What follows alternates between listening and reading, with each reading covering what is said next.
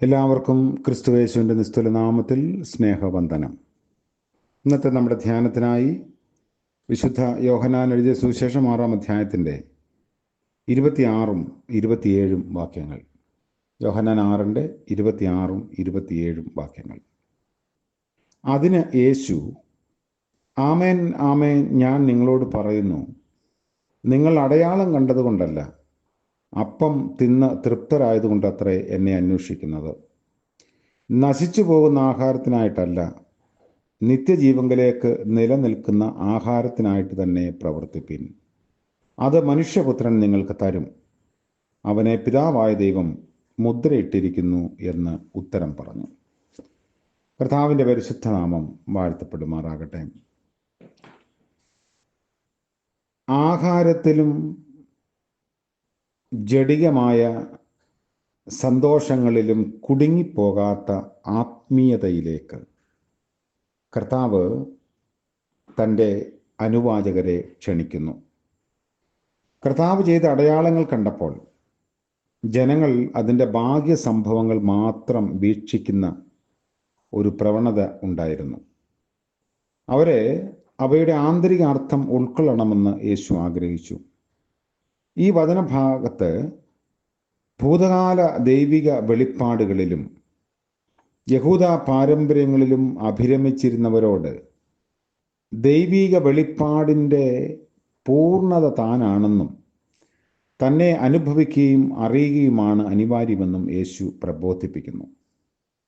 നിർജ്ജന പ്രദേശത്ത് 5 അപ്പവും 2 മീനും കൊണ്ട് ഒരു വലിയ ജനാവലിയെ പോഷിപ്പിച്ച അടയാളം നടന്നപ്പോഴും അവർ മരുഭൂമിയിൽ മോശ നൽകിയ മന്നയെക്കുറിച്ചാണ് ചിന്തിച്ചത്. എന്നാൽ സ്വർഗത്തിൽ നിന്നും ഇറങ്ങി വന്ന സാക്ഷാൽ മന്നയായ തനിക്കാണ് ഒരിക്കലും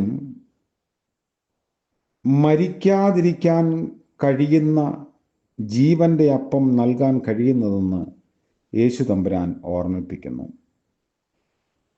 ഒന്നാമത്തെ ഒരു ചിന്ത, തിന്ന് തൃപ്തരായ ആളുകൾ യേശുവിനെ അന്വേഷിച്ച് കടൽക്കര ചെന്നു. അപ്പം നൽകുന്നവനായി മാത്രം ജനങ്ങൾ തന്നെ കാണുന്നത് യേശുവിനെ വേദനാജനകമായിരുന്നു.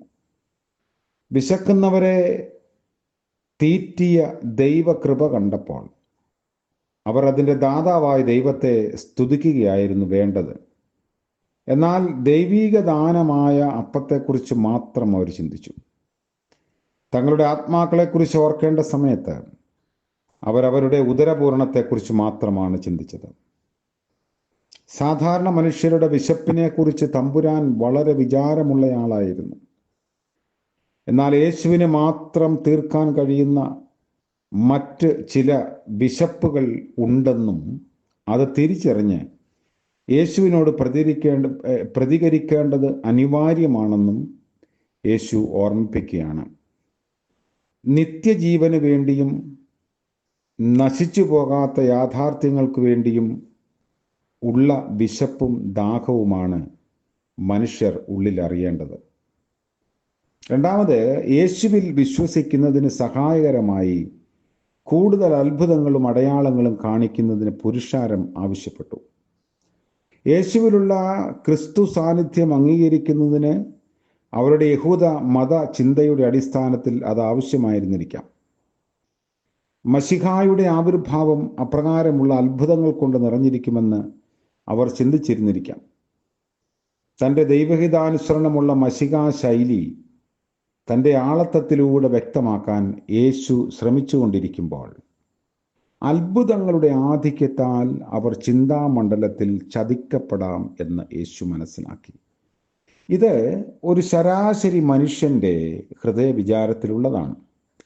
ഏതെങ്കിലും തരത്തിലുള്ള അത്ഭുതങ്ങളും അടയാളങ്ങളും അതിശയങ്ങളും കാണുമ്പോൾ ആകൃഷ്ടരായി പോകുന്ന മനുഷ്യൻ്റെ ഒരു മനസ്സ്. എന്നാൽ അത്ഭുതങ്ങളിൽ ആളുകളെ ആകർഷിക്കുന്നതായിരുന്നില്ല കർത്താവിൻ്റെ രീതി.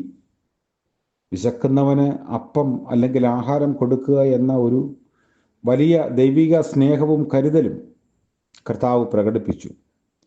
രോഗിയായിരിക്കുന്നവന് സൗഖ്യം കൊടുക്കാൻ കർത്താവ് തൻ്റെ കരങ്ങളെ നീട്ടി.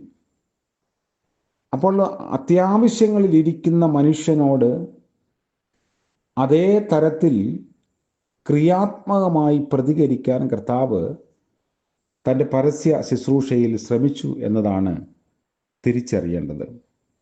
അതുകൊണ്ട് തന്നെ പുറപ്പാട് പുസ്തകത്തിൽ കാണുന്ന മന്നയെക്കുറിച്ചുള്ള വ്യാഖ്യാനവും മന്ന തിന്നവരെല്ലാം മരിച്ചു എന്നും നിത്യജീവനായി തന്നെ തന്നെ അപ്പമാക്കി നൽകുന്ന മനുഷ്യപുത്രൻ്റെ ആ ഒരു വലിയ പങ്കുവയ്ക്കലും കർത്താവ് അവരെ അറിയിക്കാൻ ശ്രമിക്കുന്നു. അടയാളങ്ങളും അത്ഭുതങ്ങളും ഒന്നും നടന്നില്ലെങ്കിലും ദൈവത്തോടുള്ള പരമാർത്ഥമായ ബന്ധത്തിൽ നിലനിൽക്കാൻ നമുക്ക് സാധിക്കുന്നുവെങ്കിൽ നിത്യജീവൻ്റെ ഓഹരിക്കാരായി നമുക്ക് മാറാൻ സാധിക്കും എന്ന സാധ്യതയാണ് കർത്താവ് പറയുന്നത്. നമ്മുടെ ഭൗതികമായ വിശപ്പുകൾക്കപ്പുറം നീതിക്കായി വിശക്കുകയും ദാഹിക്കുകയും ചെയ്യാൻ നമുക്ക് കഴിയണം. നമ്മുടെ ആത്മീക യാത്രകൾ ഭൗതിക അനുഗ്രഹങ്ങളുടെ ഹാരാനുകൾ വിട്ട് കാണിപ്പാനിരിക്കുന്ന ദേശത്തേക്കുള്ള യാത്രയായി തീരാൻ വഴിയാഹാരമായി യേശുവിനെ നമുക്ക് സ്വീകരിക്കണം.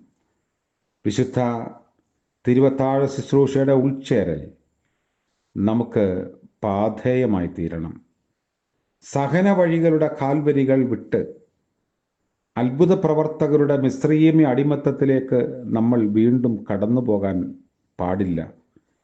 മന്ത്രവാദികളുടെ അത്ഭുത വടികളെ വിഴുങ്ങിക്കളയുന്നവൻ്റെ വടി നമ്മുടെ പ്രത്യാശയുടെ അടിസ്ഥാനമാണ്. അതാണ് നമ്മുടെ വിശ്വാസത്തിൻ്റെയും അടിസ്ഥാനം. കർത്താവ് നമ്മളെ അനുഗ്രഹിക്കട്ടെ. പ്രാർത്ഥിക്കാം.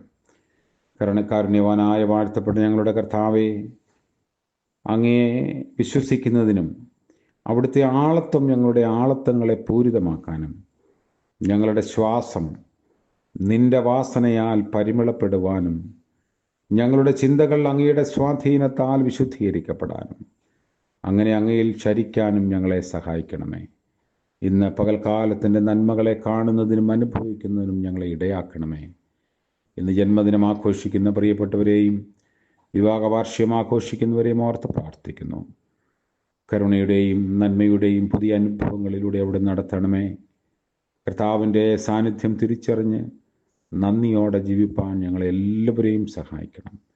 യേശു മശിഹ മൂലം പ്രാർത്ഥിക്കുന്നു. കൃപയോടെ കേൾക്കുമാറാകണമേ. ആമേൻ.